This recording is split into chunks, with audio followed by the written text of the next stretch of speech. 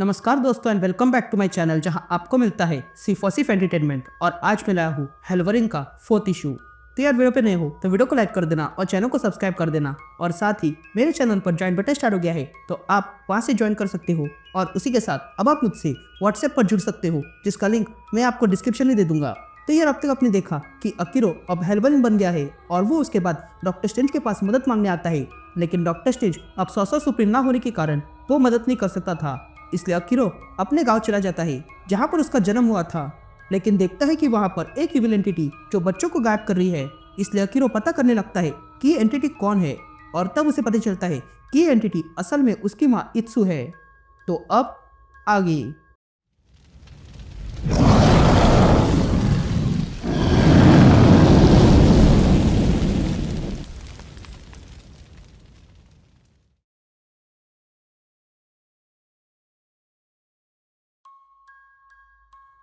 All right gang, तो issue की शुरुआत में हम इत्सु को देखते हैं जो बहुत ही भयानक रूप में अकीरो के सामने खड़ी थी।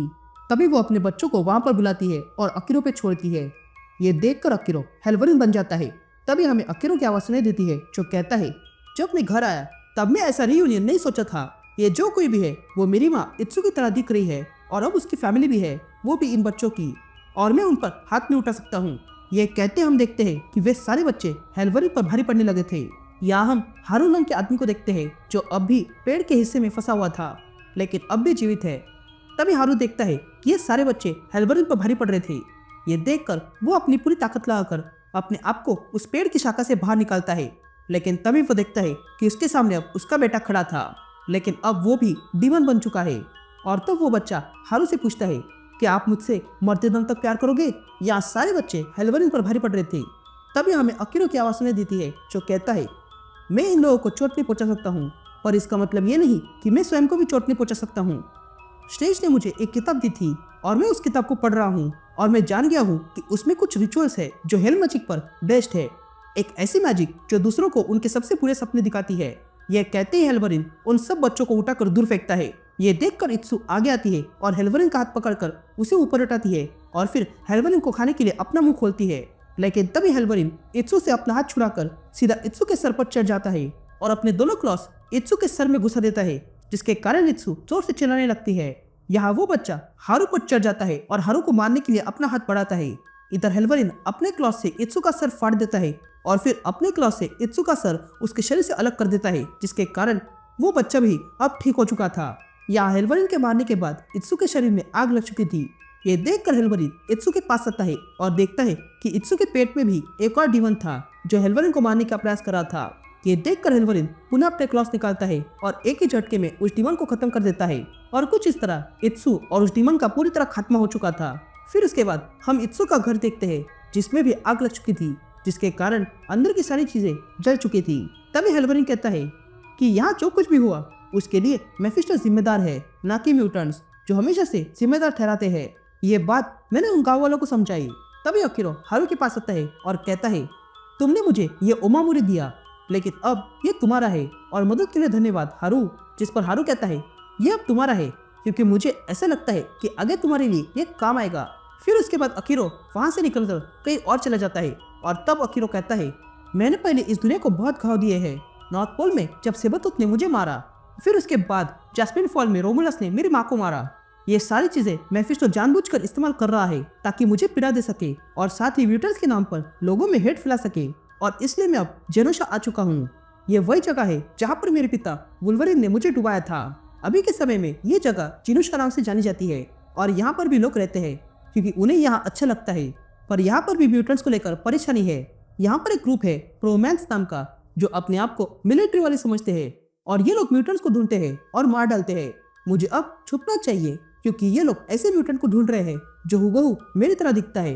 यह कहते ही अकीरो चोरी छुपे आगे बढ़ता है, लेकिन देखता है कि वहां पर भी लोगों के साथ कुछ अजीब हो रहा है।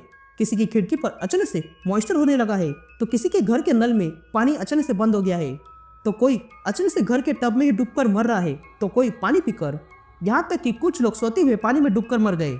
ये सब देखने के बाद अकीरो एक पाइप के पास आता है और देखता है कि उसमें से पानी निकलकर सीधा सीवर में जा रहा है। ये देखने के बाद अकीरो को वो पल याद आता है जब वुल्वरिन ने उसे डुबा दिया था। तभी अकीरो वहां से आगे आता है और उस पानी को देखने लगता है। लेकिन तभी प्रोमैंस का एक आदमी अकीरो को देख लेता है और उसे पूछता है, तुम कौन हो और तुम्हारा नाम क्या है? जिस पर अकीरो कहता है, देखो मैं तो यहाँ। लेकिन तभी वो आदमी अकीरो को रोकता है और कहता है, मैंने तुमसे तुम्हारा नाम पूछा था और अगर नहीं बताओगे तो मैं तुम्हारा सर फोड़ दूंगा। ये कहते ही वो आदमी पानी से होते हुए आगे बढ़ने लगता है। लेकिन तभी अचानक से उस पानी में से एक हाथ बाहर आता है और उस प्रोमैन को लेकर अपने साथ सीवर में चला जाता है। यहाँ अकीरो ये देख रहा था और तब वो उस आदमी को बचाने जाता है, लेकिन तब तक बहुत देर हो चुकी थी। तभी अकीरो देखता है कि वहां पर प्रोमैंस के और भी लोग आ चुके थे। ये देखकर अकीरो वहां से भागने लगता है। यहाँ हम एक फल वाले को देखते हैं जो अपने दुकान के बाहर की जगह को धो रहा था। तभी अकीरो वहां से भागते हुए चला जाता है। लेकिन तभी हम देखते हैं कि उस पानी में किसी का फेस बन रहा था और अगले ही पल उस पानी में से कोई बाहर आता है जो दिखने में अकीरो की तरह था। अब आप समझ गए होंगे कि ये आदमी वही म्यूटेंट है जिसके बारे में अकीरो कुछ देर पहले बात कर रहा था। तभी वो म्यूटेंट पानी में से बाहर आता है। ये देखकर वो फल वाला चौंक गया था। लेकिन तभी वहां पर प्रोमैंस के लोग आ जाते हैं और कहते हैं, वो आदमी कहाँ गया? लेकिन तभी दूसरा प्रोमैन कहता है, उसे छोड़ो, पहले इस म्यूटेंट को ठिकाने लगाओ। ये कहते ही एक प्रोमैन आगे आता है। लेकिन तभी वो म्यूटेंट पानी के बुलबुले में फंसाकर उसे मार डालता है और दूसरे को पानी में डुबाकर। तभी तीसरा प्रोमैन हमला करता है, लेकिन वो म्यूटेंट उस आदमी के अंदर पानी घुसाकर उसे भी मार डालता है। अब सिर्फ एक ही प्रोमैन बचा था और वो एक्स लेकर इस म्यूटेंट को मारने आता है। ये देखकर वो म्यूटेंट उस प्रोमैन को मारने जाता है, लेकिन तभी बीच में अकीरो अपने क्लॉज डाल देता है, जिसके कारण उस म्यूटेंट का पानी ही गायब हो गया था। तभी अकीरो आगे आता है और उस प्रोमैन से कहता है, तुम यहाँ से चले जाओ और जाने से पहले एक बात याद रखना कि तुम्हें मारने वाला म्यूटेंट है और बचाने वाला भी म्यूटेंट। यह सुनते ही वो म्यूटेंट अकीरो पे हमला कर देता है, जिसके कारण अकीरो अब डूबने लगा था। लेकिन तभी अकीरो को उस समय कुछ अजीब सा फील होता है और तब उसे मेफिस्टो की आवाज सुनाई देती है जो कहता है, मुझसे लड़ना बंद करो ड्रेकन, वरना मैं तुम्हें वापस वही कब्र में भेज दूंगा जहाँ से तुम आए हो।